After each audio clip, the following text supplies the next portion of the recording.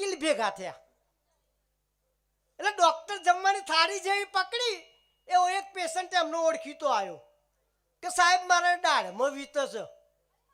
તે સાહેબે ડીશ નીચે મૂકી અને બિલનો લખી આપ્યું કે આ દવા લઈ લેજો. હજુ થાળી ઉપાડવા જઈને બીજો પેશન્ટ આવ્યો કે સાહેબ માથું મારે 3 દાડાથી ચડ્યું છે. એટલે સાહેબે ડીશ નીચે મૂકી અને તરત જ લખેલી દવા. એટલે વકીલ કે છે યાર આવું તો કેમનું ચાલે, તમારે જમણવારની અંદર જમવાય નથી દેતા. તો કે શું કરીએ, પેશન્ટ છે કે છે.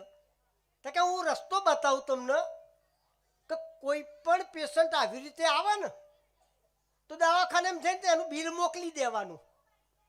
વકીલે સલાહ આલી કે બિલ મોકલી દેવાનું એટલે તમારે કોઈ બી જમણવારમાં કોઈ આવશે નહીં આવી રીતના.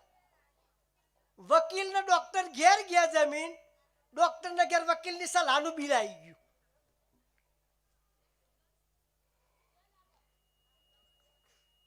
અત્યારે હમણાં કોરોના આવ્યો તો જસવંત સરનો ફોન આવ્યો કે અનિલભાઈ આ કોરોના આવ્યો છે તો તમારે તો પ્રોગ્રામો હમણાં ટીવીની અંદર બંધ થઈ ગયા છે નહીં? મેં તો હા ટીવીની અંદર તો પ્રોગ્રામો બંધ થઈ ગયા છે. તો કે દુકાન, મેં તો દુકાને બંધ છે, આખી દુનિયાની દુકાનો બંધ થઈ ગઈ છે. તો કે તમારે તકલીફ પડતી હશે. મેં તકલીફ તો થોડી ઘણી પડે પણ મેં કીધું નિભાઈ લઈએ છીએ. તો કે ના જરૂર હોય તો કહેજો, હું તમારો ભાઈ બનશું. પૈસાની જરૂર છે? મેં ના ના જરૂર હશે તો કહીશ. તો કે ના ભાઈબંધી ભાઈ એવું નહીં રાખવાનું કે છે, મને કહી દેવાનું. મેં ના એમ તો 50,000 હમણાં પડ્યા છો. તો જસવંત હા તારે એમાંથી 5,000 આલો ને મને. હમણાં ભાઈ ગમે છે કે નહીં ગમતું? ચાલુ રાખો છે પ્રોગ્રામ કે સંતવાણી સાંભળવીશ?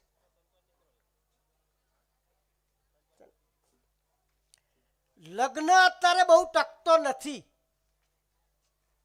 6 મહિના, 12 મહિના, 2 વર્ષ. એક ભાઈનો તો 25 વર્ષ ચાલે અને એનો પ્રસંગ ઉજવવાનો હતો ને મને બોલાયો તો હસાડવા માટે. તો મેં ભાઈને પૂછ્યું, મેં તો 1-2 વર્ષમાં બધાનો છૂટો થાય છે, તમારે તો 25 વર્ષ ચાલ્યો લગ્ન. મેં તો એનું તકે એમાં 5,000 થાય કે છે. મેં તો લો 5,000 પણ મને કહો તો ખરા. તો કે અમારું લગ્ન થઈને ફરવા ગયા તો પહેલા જ દિવસે અમે 2 ફરતા હતા અને ચાલતા ચાલતા જતા હતા, 2 ઘોડા જોયા. તે ઘોડા ઉપર મારી પત્નીને બેસાડી અને બીજા ઘોડા ઉપર હું બેઠો. તો ખબર નહીં ઘોડો ઓળખી ગયો મારી પત્નીને પછાડી ફરથી બેસાડી. એ વખતે પેલી મારી પત્નીએ કહ્યું કે 1 ફરથી બેસાડી, ફરથી ઘોડાએ પછાડી પત્નીનો. તે પત્નીએ કહ્યું કે 2 અને ત્રીજી વખત પછાડી. તો પેલી પત્નીએ રિવોલ્વર કાઢી અને ઘોડાને ભડાકે દઈ દીધો. મેં તો પત્નીએ ઘોડાને દઈ દીધો ધડાકે તો તમે કશું કહ્યું નહીં? તો પેલો ભાઈ કહેશે કે મેં કહ્યું કે આવું નિર્દોષ પ્રાણીના ઘોડે ના દબાવાય, મારી ના નખાય કે છે. તો એને તરત જ કહી દીધું 1. એટલે આજ સુધી 2 કે 3 થવા જ નહીં દીધું.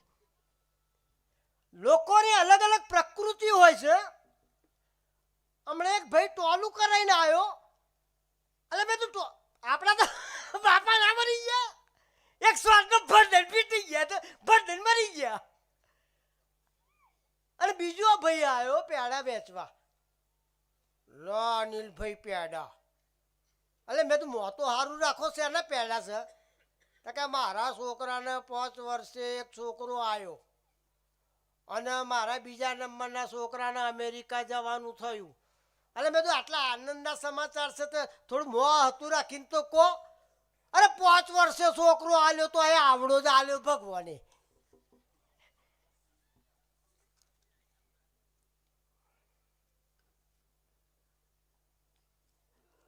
तमन्नाओं की बारात तो हर कोई सजाता है, तमन्नाओं की बारात तो हर कोई सजाता है, लेकिन वही पाता है जो किस्मत लेकर आता है. અમને એમ મળ્યું કે માતાજીના પ્રતિષ્ઠાની અંદર પ્રોગ્રામ કરવા મળ્યો. તમને એમ થતું હશે કે અનિલભાઈના પ્રોગ્રામમાં સાધુ સંતના સત્સંગ સાંભળવા મળ્યો. પણ ઉપરવાળાને ખબર છે કે કોનું નસીબ સારું. આપણે જસવંતસિંહે અમદાવાદની અંદર મારો પ્રોગ્રામ રાખેલો. ટિકિટનો દર 100 રૂપિયા રાખ્યો હતો. પૂછો જસવંતસિંહ. ગમ્મત ગુલાલનો હાસ્યનો કાર્યક્રમ, ટિકિટનો દર 100 રૂપિયા. અને અમદાવાદની પબ્લિક તો તમને ખબર છે, જે જોયું તો હોલ ખાલી, એક ટિકિટ વેચાઈ જ નથી. મેં જસવંતસિંહ કીધું ચિંતા ના કરતા, કાલ બિલકુલ ફ્રીનું બોર્ડ લગાવી દો, અનિલ શાહનો ગમ્મત ગુલાલ. કારણ કે હું તો 22 વર્ષથી ગમ્મત ગુલાલમાં આવું છું. મારે 2500 જોક્સનો કોટા છે. એટલે મેં તો હસાડવાના, તાલીઓ પડાવવાના જોક્સ હોય, એવી રીતના મોથે થોડા પાછાડા ને એવા જોક્સ અમારી પાસે તો હોય. અને હોલને મેં તો તારું માર દો અને મોથામાં સોડા પાછાડા એવા જોક્સ ચાલુ કરે ને લોકો 300 રૂપિયા લઈને બહાર નીકળ્યું હતું. અહીં તો જો કે ખુલ્લું છે એટલે વાંધો નહીં તમારે. પેટ્રોલના ભાવ વધતા જાય છે રોજ. એટલે મેં ગાડી કાઢી નાખી અને ઘોડો લાવ્યો. તો ઘોડાવાળાને તો ગયો, મેં તો ભાઈ ઘોડા બતાય. તો કે આ 10,000 વાળો, આ 20,000 વાળો, આ 40,000 વાળો, આ લાખ રૂપિયા વાળો. ભાઈ ઘોડા તો બધા સરખા દેખાય છે. 10,000 વાળો, 50,000 વાળો, લાખ રૂપિયાનો કેમ? તો કે લાખ રૂપિયા વાળો જાદુઈ ઘોડો છે, એના ઉપર બેસશો ને કહેવું પડે, કહેશો ને એટલે ઘોડો ચાલવાનું ચાલુ કરશે.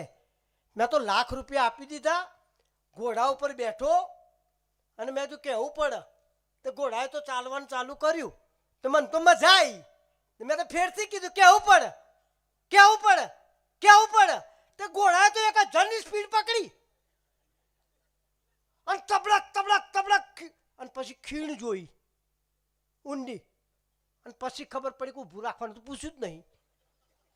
અને ઘોડો તબડક અને ખીણના ઉપર આવી ગયો અને મારથી અવાજ નીકળી ગયો. મેં સ્ટોપ.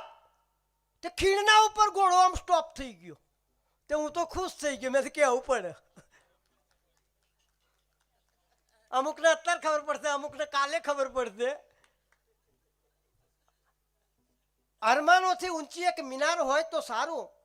અરમાનોથી ઊંચી એક મિનાર હોય તો સારું. ઈચ્છાઓને રોકી શકે એક દિવાલ હોય તો સારું. મારા મૃત્યુ પછી તમને હસતા જોવા ચાહું છું યારો. મારી કબરમાં એક નાની તિરાડ હોય તો સારું. મારી કબરમાં એક નાની તિરાડ હોય તો સારું. ખૂબ ખૂબ આભાર.